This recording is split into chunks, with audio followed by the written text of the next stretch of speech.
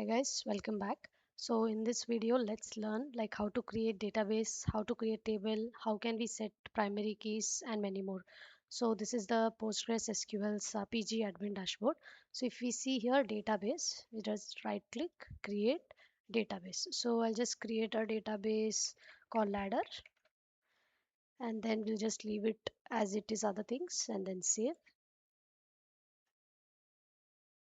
So once database is created, you can see here and we have here like schemas and everything. So if we click on schemas, we see public folder and then we see here tables. So if we want, we can directly click here, create and then create a table. Else we can just directly go to tables and right click, create table. So now let's give the table name. For example, we'll create it for a student. So make sure you're making this as small not capital, and this one, this owner schema, let's have it default. And now let's add the columns. We'll move to the columns. So here if we see, we have a plus icon here, click on it and then you can start adding the columns whatever you require for your students. So we'll just have an id, and for that we will have it as integer, and let's keep this as a primary key. And in the id we'll click on this pencil guide edit button, and here if you see constraints, we'll click on these constraints to set our id as an incremental. So whenever a new record is created, the id increments automatically. So for that, let's click on this identity.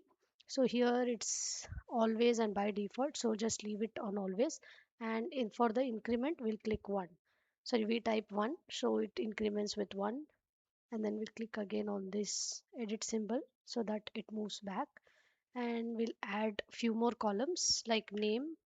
So for this we will have it as character varying, and what is the length for this name you want to keep. So by default, like we start with 255, so I just keep 255 and then add another one.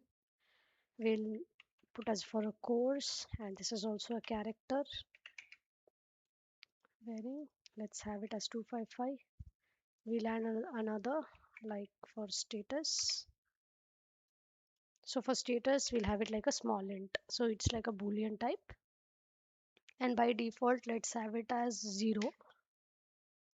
And if you see here, if we click on any of these edits, we can see like comments or constraints. So whatever you want to have it, we can have. So here in this status, I have mentioned it like 0. So in the comments, we can just tell like 0 means inactive and 1 is active. So anything we can add it in the comment, and after adding the columns we can click on save.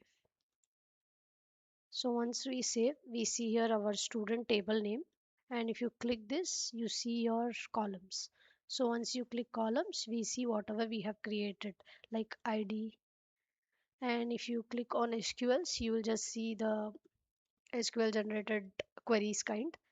And now we will just check whether this table is created successfully or no with the help of the query. So right click on the table name, click on script, and then we'll just select the script and see. So here we have select id name course status from just remove this is not needed, like directly from the table name. And here is the option or the play button, you can say to execute. Click on it, and if we see it successfully ran, so we can just see that id name course and status is available. So this means that our student table is created successfully. So in the next video, let's see how to insert, update, delete these records. Thank you for watching this video. Please subscribe, like and share.